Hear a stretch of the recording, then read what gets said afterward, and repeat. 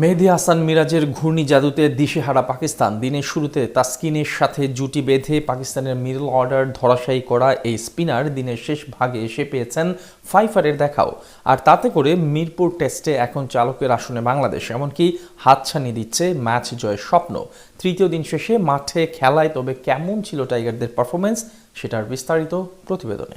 আগের দিন মাত্র 1 উইকেট হারিয়ে 179 রান তুলে চালকের আসনেই ছিল পাকিস্তান। দুই অভিষিক্ত আজান আওয়াইস ও আব্দুল্লাহ ফাজল মিলে এদিনও শুরুটা পেয়েছিলেন দারুণ। অভিষেক ম্যাচেই সেঞ্চুরির দেখা পেতে খুব একটা অপেক্ষা করতে হয়নি আজানকে।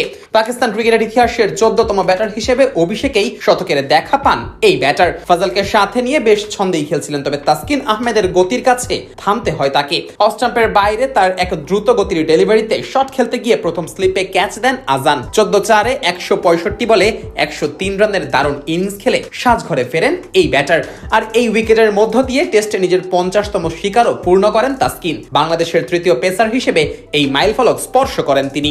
এরপর বেশি সময় ক্রিজে থাকতে পারেননি পাকিস্তানের অধিনায়ক শান মাসুদ। তাসকিনের অফ স্টাম্পের বাইরের বলে ড্রাইভ করতে গিয়ে শর্ট পয়েন্টে ক্যাচ দেন। এরপর পাকিস্তানকে আরো চাপে ফেলেন স্পিনার মেহেদী হাসান মিরাজ। প্রথমে এলবিডব্লিউ করে ফেরান সাউথ শাকিলকে। এরপর বড় শট খেলতে গিয়ে আউট হন 60 রান করা অভিষিক্ত আরেক ব্যাটার আব্দুল্লাহ ফাজল। মিড অন অঞ্চলে সহজ ক্যাচ তুলে দেন তাইজুলের কাছে।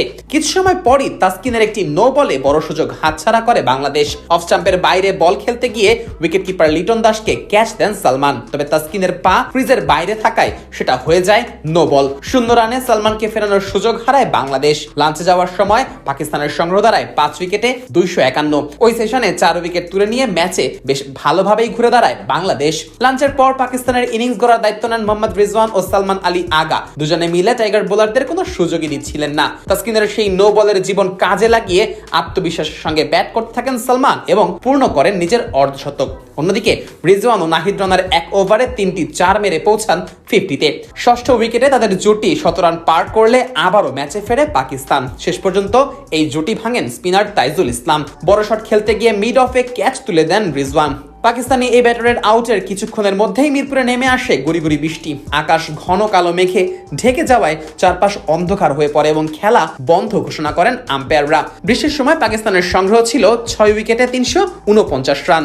বৃষ্টির পর আবারও মাঠে নামলে গতির ঝড়ে সালমানকে কাবু করেন নাহিদ রানা। 58 রান করে শান্তর হাতে ক্যাচ তুলে দেন এই ব্যাটার। এরপর বাকি কাজটা সারেন মেহেদী মিরাজ। প্রথমে নোমান আলী আর পরে শাহিন শাহ আফ্রিদিকে ফেরান এই অলরাউন্ডার। সেই সাথে তুলে নেন ক্যারিয়ারের 14তম ফাইফার। এরপর শেষ উইকেটে হাসান আলীকে বোল্ড করেন তাইজুল। 386 রানে শেষ হয় পাকিস্তানের ইনিংস। 27 রানের লিড পায় টাইগাররা।